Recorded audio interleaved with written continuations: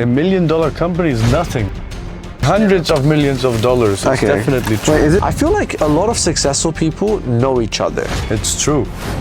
We have an intranet and a book. You can log in, you give it any company name, you see who's running it, and if he's one of us. No way. One more secret. We pay our entire life to support this circle.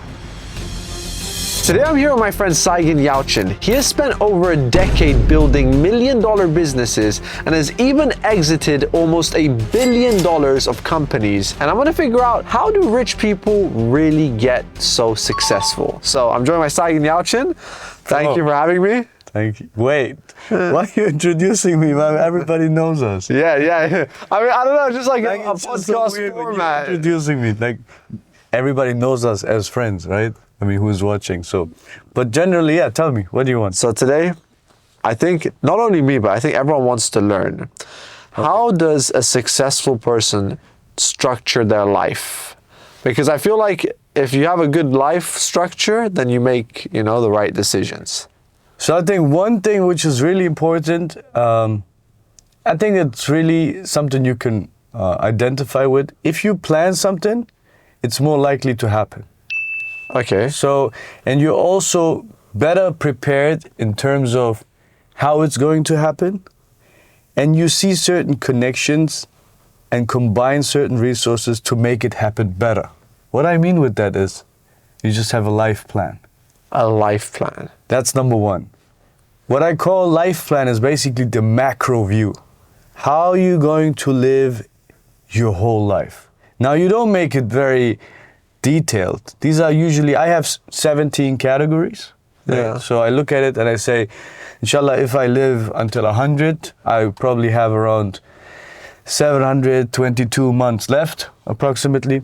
So how would you plan those months if you could? So you have like a plan of what you're gonna do for the next 5 years or 10 years? For the rest of my life, I have a plan how it looks categorically. Now that's the macro thing. So I can show you, actually, I have it on my phone. And you might say, well, how do you know? We don't know. That's the thing. You plan certain categories. For example, one of my categories is family. Another one is called detox. Another one is called knowledge magnet. Okay. So what you do is you have 52 weeks in a year, and you allocate categories into these weeks. You say, for example, I want to spend at least a focused time of 10 weeks in a year for my family. Okay. Right? And you say, you put that into your years, and you put it in a way where you say, all right, so now that I have 10 weeks for my family, for example, I have another category called athlete. So what does that mean? Am I an athlete? No, but it is really a focus on health. Really a focus on training boot camps, taking care of your health. So when you have this overview, you can then see that you're moving out of the autopilot. You don't let life happen to you. You control your life. So you plan it out. I want to do these type of things throughout the year. And it's all your resource allocation. And your number one resource is time. Yeah. If you just sit there and think, what's going to happen next year? And it's probably going to be due to chance or somebody else's plan. If you do not plan your life, somebody will plan your life for you. You will be part of their life. Yeah. So you make your life. And then how much of that is, I guess, business in the year? Or how much of that? This does not mean that you do not run your business when you are an athlete. You're still running your business. This is just what are you going to focus on during these things. So you don't stop being a healthy person because now you're not in the athlete category. So for example, I have a category called legal. That's just, I think, 1 week in a year. So if you look at this, I'm going to show you. You can actually show it to the people. It is actually completely planned out. Each category has its own life, and you can show it in the camera.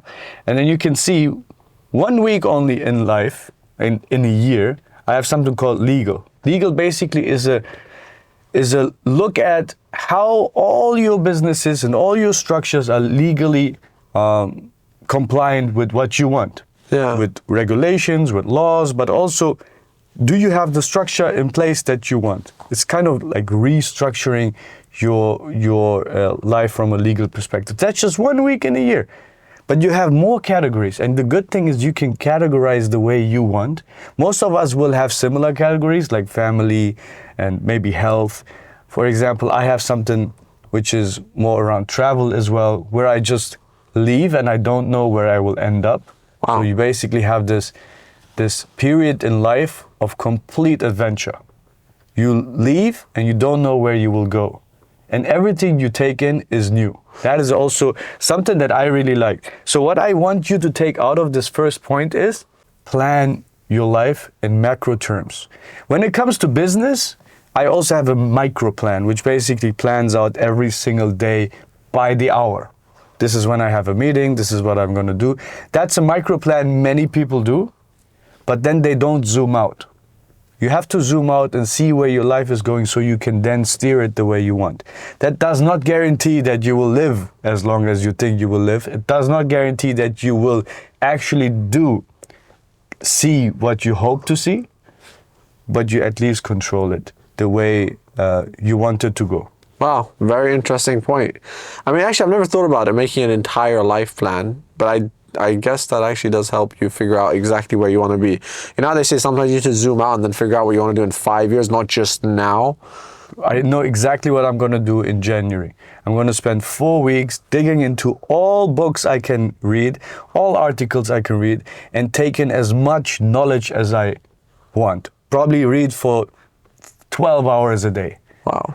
And then I call this these are the unstructured thoughts, and then you make them into structured thoughts. When you have structured thoughts, they become, at one point of time, this information becomes knowledge. Wow. And with that knowledge, you can do many things. You can talk to people and teach them about certain things you've learned. You can write a book. You can do many things, but you need this input of knowledge at one point of time, focused input. That does not mean that in February I stop learning. Yeah. But I have a focus topic for January. Interesting. I mean, I love the point. Okay, so now that you've given me one of the foundations, what are some other life hacks that maybe I don't know about which could help me in my life? Because I'm sure you have lots of these hacks.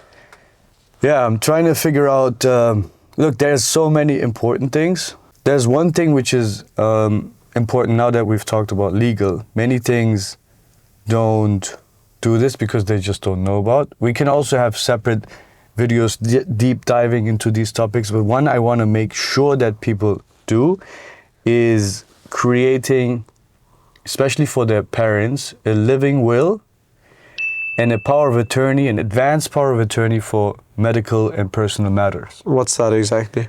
So this is usually a very sad situation that might arise when, God forbid, your parents are incapacitated, which basically means they could be in a situation where they cannot decide on their health matters anymore. Okay.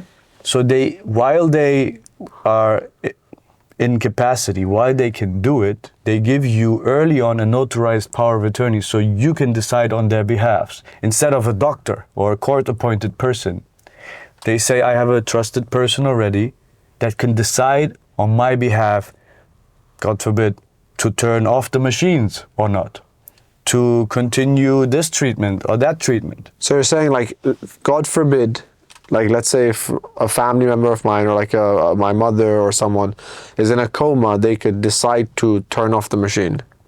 Yeah. Unless I have this. You have a power of attorney. And they're in different countries, they're called differently. It's called a living will or advanced medical directive. Power of attorneys that literally can save lives, or at least have your will represented in a way you want in advance. There's many horror stories that happened because people just didn't know about this, and then when that time comes, it might be too late, right? Yeah. So you do those things. This is important. There's many legal aspects you have to take care of, but this I want to give to you, and when we can do another video just focusing on health and focusing on medicine and focusing on legal, but that's one thing I just want to make sure you guys are aware of. Wow, that's crazy. Actually, that's quite crazy, guys. There's a point where you would never think about it, but if your family or anyone really, it could be like just an aunt here, right? You can take anyone's power of attorney. Anyone, yeah. Wow. Okay, so now that we said this, there was one loophole you had a few weeks ago. We were traveling together, and I missed my flight because I lost my passport. Yeah. Oh, yeah. So many people don't know. There's around, I don't know, maybe 15, 20 countries. But for example, the US, Germany, UK, France, they all allow, or Canada even, I think they all allow to have a second passport. I'm not talking about just like everybody knows, you can have another nationality or citizenship. That's not what I mean. You are a UK citizen. You can have another UK passport. You can have two if the government allows you to do that. In general, they do, but they need a reason. For example, you could be a frequent traveler. Sometimes it happens when you have business trips, you have to travel to a country where you might need a visa. So you have to give your original passport to the embassy. During that time, you cannot travel. Yeah. If you hold a second passport, a second UK passport, basically it's a copy, you can still continue traveling. You can have residencies. For example, you can have a UAE residency in your first UK passport. You can have another residency in the second UK passport. So it doesn't give you two identities, so obviously nothing illegal. It does not go against laws, obviously. These are two real legal passports. So it's 2 times more vlogs. It's the same thing. Two like yes, German passports. 2 different passport numbers, but obviously you still have the same identity. So many countries allow this. Many people don't know about this. And many people, don't have the justification for it either. But if you're a frequent traveler, if you're a businessman, usually the governments are very open for that because they want to support entrepreneurs. They want you to not be stuck in a country while you have to have business to attend to. Exactly. So that is something I want you to know as well. It's just some things that I wish I knew earlier. And here you go. So I don't want you to flood the embassies or flood your countries now and say, give me a second passport. Most people actually don't even have one passport in certain countries. They just don't travel that much. But if you are a frequent traveler, just know about this. Wow. Interesting. I could have saved, I missed my flight because I lost my passport. If I had 2 passports, I could have still taken my flight and come back and found my passport. Nowadays, some countries have like 5-6 weeks of backlog. So until your passport is printed, you might be stuck for 6 weeks and you can't travel. Wow, that's crazy. I mean, it happened to you, I know. I mean, yeah, I was like, man, you don't have a second passport? I was supposed to wait a month, but then we found my passport. But if we didn't, I'd still have to wait a month. But you still missed the first flight until you found your passport. Yeah, so I did lose quite a bit of money on those flights and hotels and... Interesting. All right. Is there any more life advice? I mean, the next one doesn't have to be a hack. I think we're on 2 right now. I want to get 10 things out of you that I cannot live without. Oh, man. So I have another one. Actually, it's number 4. This number 4? Yeah, we did the will, the life plan, and the passport. Oh, yeah, you're right. Okay, one thing which also helped me a lot was instead of having my phone ring whenever somebody calls me or messages me, I didn't only just turn off the sound or the notifications. For almost now maybe 8 years, I don't have a blacklist, I have a whitelist.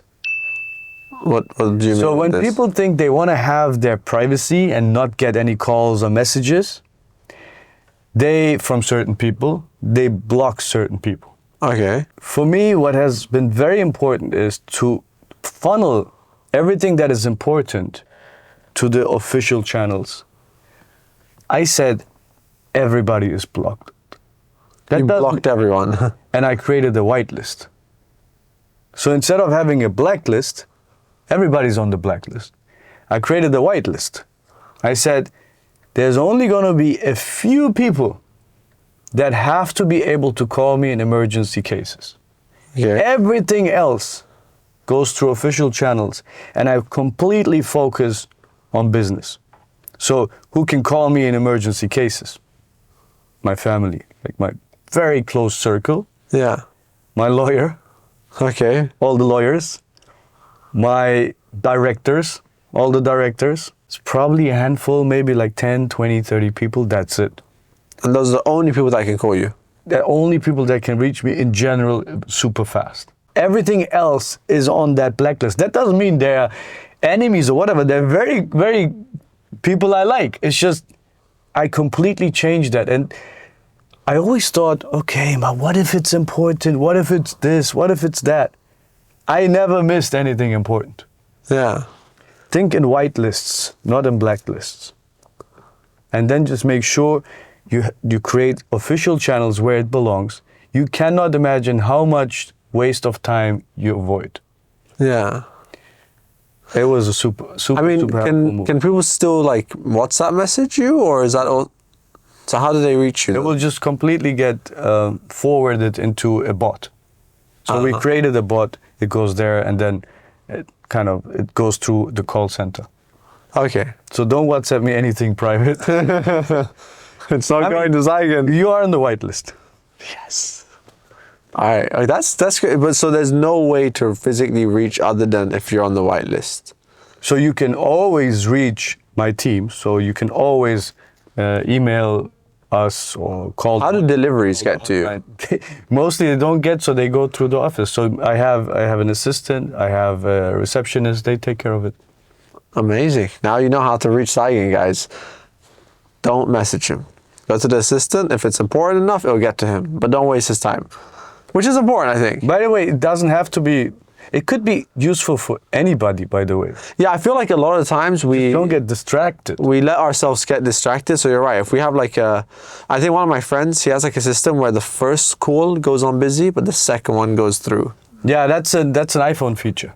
I didn't know that. Yeah. So you can set it up that if it's important, then I think the second or third call just goes through. Yeah, so this is like the next level, just a blacklist, whitelist. Interesting. Just think in whitelists. Thinking white. All right, that's 5 points. Well, I want 5 more and I'll call it my happy day. But this Another time, one. I'm just trying to pull out all the little millionaire secrets, you know? Actually, you don't think about it, but these decisions like can save you a lot of time. One thing, which was something that you might not be aware of, a lot of rich people drive SUVs. Drive SUVs? Big cars. Why? Because physics matter. What's that supposed to be? Generally, if a big car hits a small car, the big car always wins. It's generally, you can talk a lot about safety features, but physics fundamentally matter. If a big car is just generally safer than a smaller car. So buy big cars if you want to be safer. So you're telling me if I make a lot of money that I should be driving a bigger car? I'm not saying you should, I'm just saying it's a safer version. It's just generally physics. It's just that energy that a bigger car has. Yeah. It's more massive, as it says, mass energy is heavier than a smaller object. So the smaller object being hit is going to be less safe. So that's why like you see big CEOs always in these like SUVs and these like big, I guess, Cadillacs and all these SUV cars. Maybe it's just my conspiracy theory, but just have an eye for it. That's interesting. I think these are things you never think about, but don't buy a supercar, buy a SUV. Look, I have, I'm a car trader. Yeah. Buy as many cars as you want. I'm just talking about from a safety perspective. I'm not talking about from a climate perspective. I'm not talking about status perspective. Just think physics. Interesting. Oh, that's a cat. Yeah. Good. Which one is this? It's Pablo. Oh, Pablo. He just rang the doorbell. This is Hello, Pablo. by the way. Oh. Okay, so now we talked about cars. I want like more advice. Like, that was nice, but give me something better. You're holding the secrets. I can see it. I'm not holding secrets. It's hard to remember everything. Okay, another thing. If you're young, take risks early. Ooh. This is probably one of the most important things when it comes to business. People think it's so risky. I can tell you, if you think it's risky, try to put the whole lot of risks you have into your early life. Basically, if you are 20, you can take risks. If you are 25, 30, you can take risks. Try to take them as early as possible, because the fall will be just much softer. You mean like you have nothing to lose? You have less to lose. Like you will see the older people get, the less risks they're willing to take. Yeah. Because they feel like they have put in structures that they have built some kind of wealth, so the fall will be heavy. Yeah. So feel free to take risks. And the younger you are, the more risks. I'm not taking frivolous, dumb stuff. Now, what is like a risk as an example? Just jump into a business. Just start a business, see how it goes. Yeah. Just what the types of risks that I don't propose or suggest you do is just extreme sports, for example, right? It's just like to die because of these frivolous reasons. It's not my recommendation. Yeah. Right? But take risks as early as possible. If you're starting something and you look into your passport and it says, "Oh, I'm still younger than 45 years old," go ahead. Go all in. That's still 45. Some might say is late. The most successful companies in terms of growth startup, Yeah. the top 1% are founded by 45 years old. Wow. 45-year-olds, yes. So I think if you're watching this is a good sign for you to know that you're still quite early. You're still young. Take the risks. Don't take unnecessary risks. So if you cannot swim, don't jump into the ocean. I mean, I think that is a great point, guys. I think this is a point that a lot of people don't think about as much, but if you're watching this video and you're 20, 25, 30, 35, 40 even, and you feel like you're still lost in life, you have so much time just to try out, I guess, things. As you said, don't try stupid things. More like if it makes sense, just go for it, because you don't have much to lose. Even if you fail, you can just try again. I think we've got a good amount of points. If we can have a few more points that you think change your life, change your perspective of things, what would they be? Something that I wish I knew earlier. I just got lucky I wasn't affected. But if you live in a country where you will at one point of time maybe move out and go to a different country you want to retire to. Many people don't know, if you start a business in a country, especially in a high-tax environment, the government will try to keep you there. Really? Yes, so if you start a company, let me give you an example. In Germany, for example, if you start a company there and start from scratch and now you become successful and you say, all right, I'd rather now kind of retire in a different country, keep the company running, but then move my residency to maybe here, to Dubai. Okay. Not that easy. Why? Something called an exit tax. Now, you might never have heard about this, and I wish I had heard it early. I just got lucky. I had nothing when I left. But if I had built a business in Germany and I would have become successful, I wouldn't be able to just move my residency to Dubai.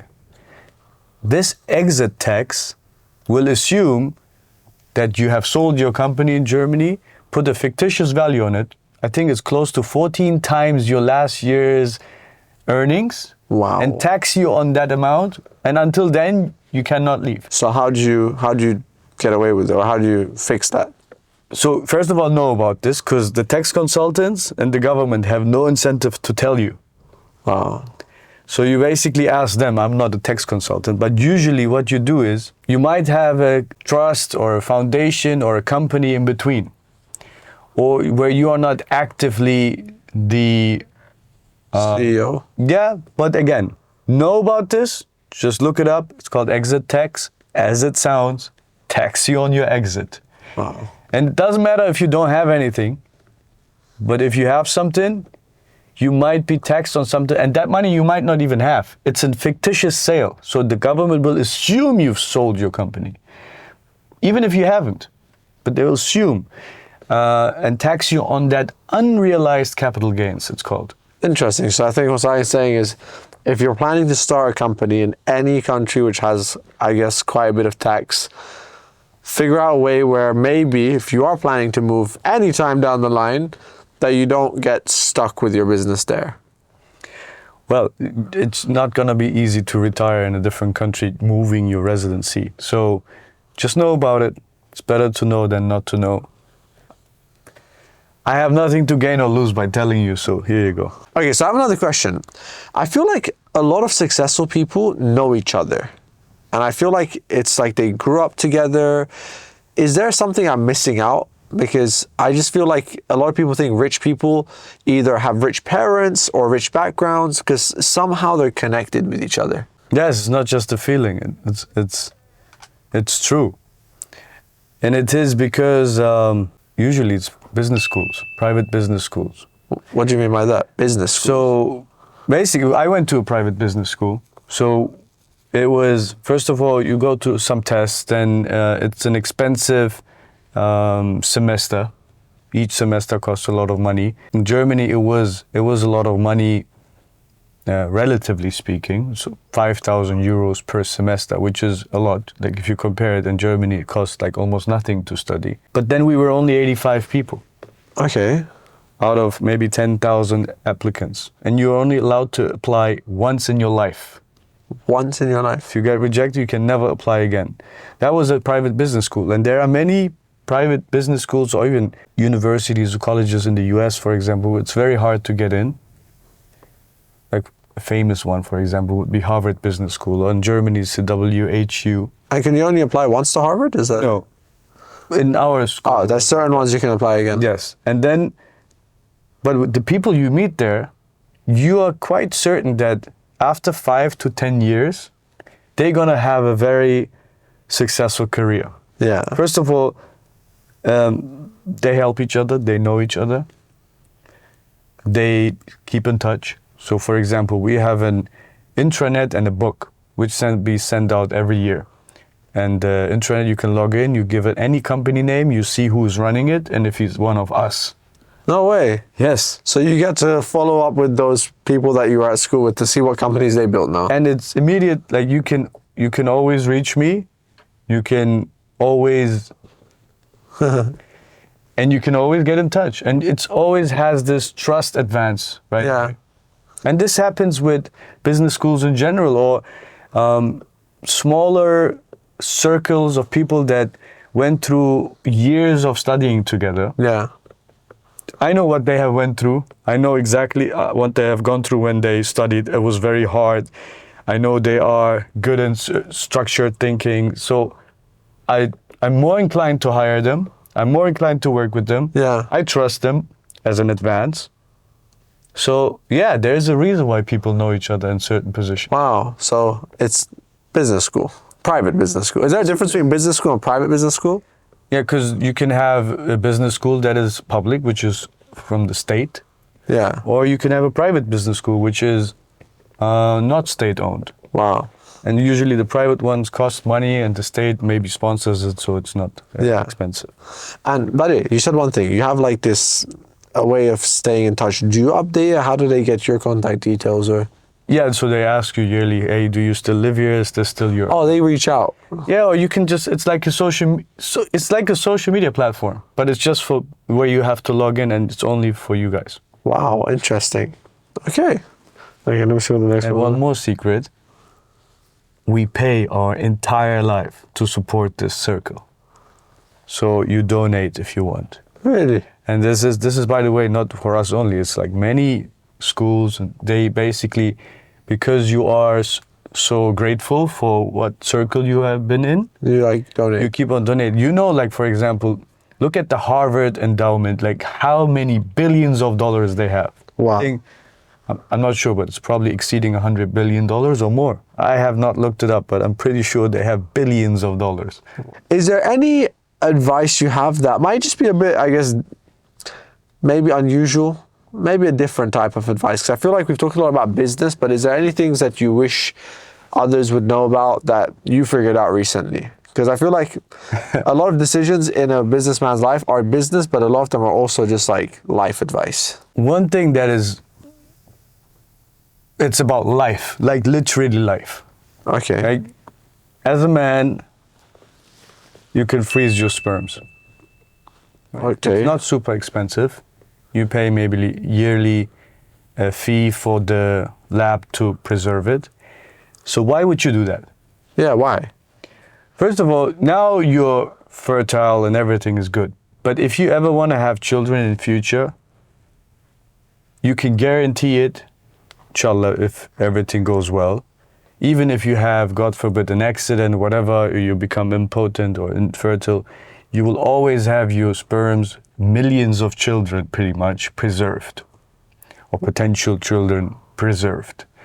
So this is a way of making sure that you can have, and again, God decides this, but I think you kind of at least have made some precautions that you freeze your fertility pretty much. Wow. So that's, many people do this just to make sure that they have some, maybe some children or potential to have children. They do this in different countries. Yeah. What I mean is you can have them frozen in different countries just from a risk perspective. What people also do when they get maybe if their first child or second child, they freeze the placenta. What is that? So they preserve the stem cells of the baby. So when you are born, it's not only that you come out, there's also placenta that comes out, and that preserves the embryonic stem cells, which you can then use later on for medical purposes, even to treat postpartum trauma for women. So there's many things that you can do with it, and it's just a matter of knowing. Most people don't know, so it just gets thrown in the garbage, yeah. Or you can preserve it. So this is more like a medical topic. I know many people are doing this. It gets recommended. Just be safe than sorry. Interesting. And this things that I guess most people wouldn't think about. Do you think business people think about this more just because they're busy in their work, so they have this for like later, or it's just a personal decision? It gets recommended, and also is well, it costs maybe a few $100s a year to maintain it. It's also kind of the ability to control your destiny a bit. Yeah. Right? I mean, some people, for example, did this when they were unsure about the vaccine effects, for example. They said, okay, let me have a version of my sperms just without that and after that. That's right? interesting. So that's what they did it for also. So there's many reasons, but what can you lose? Wow, that is very interesting. I didn't think about that one. That is crazy. Now you know. Okay, so we have 9 points. What's the 10th thing to make it a top 10? I mean, it's not exactly a top 10. I think you have a lot more. We'll do another video. By the way, if this video gets enough likes and subscribers, then we'll do a top 100. I'm exhausted. We'll do 100. But what's the last thing to the young people watching this as advice where maybe you'd give to them now that they're starting life and starting adventuring in business? What's one more thing that we can give them? Okay, so one more thing that comes to mind is get all your licenses while you are young, right? I'm not talking only about driving license. Think about the motorcycle license. Think about your boat license. Think about if you want to have a pilot license. Do this because some of them never expire, but it's easier to get them while you're young. And I see this, many of my friends are getting all types of licenses that they can get while they're healthy, while they are young, while it's easy to do, while they're easy to learn, theory, practice, all of those things. Because once you are maybe 60, 70, 80 years old, first of all, you don't feel like getting licenses, but then also it might be harder to do. So it's one more thing that you kind of shift towards your younger lives if you're interested in certain things. Even if you're not interested now, having those licenses, being allowed to do certain things is always better than not being allowed. I think there's a lot of people watching this video that don't have a license right now and are double thinking their life decisions. So if you're watching this and your friend doesn't have a license or you don't have one, I think this is a great time to maybe rethink your decisions. Man, I kind of like these life hacks videos. Maybe we should also have like categories at one point of time, like focus on legal, focus on medicine, focus on like longevity. Guys, let us know, what's the topic you want us to do a life hack on? If it's health, business, I think this was a mix of like business and life hacks. And Yeah, I have a lot of ideas of business, obviously, but I thought this is a video also just generally things I just wish I would know. And also, this is not only rich people advice. I think this is more like, because certain things I told you cost like $100. Yeah. Right? So many people could afford it, but if they just would know, some things don't even cost anything. But nobody actually has a reason to tell you, because many people just don't care. all right, I guess now you know. Those are 10 things that you can't live without. And I'm hungry, so let's go eat. Yeah.